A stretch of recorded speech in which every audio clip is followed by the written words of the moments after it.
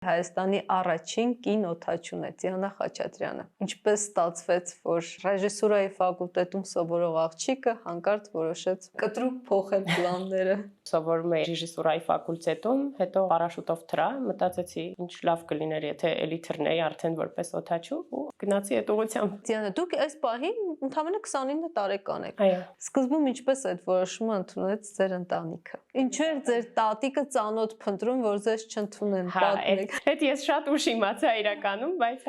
տատիկս շատ անհանգստանում էր ու պապիկիս խնդրել էր փորձի ինչ-որ ծանոթներ գտնի, որ նենց անեն չընդունվեմ գոնե։ Պապիկս ասել էր չէ, թող փորձի ինքնուրույն, եթե կկարանա,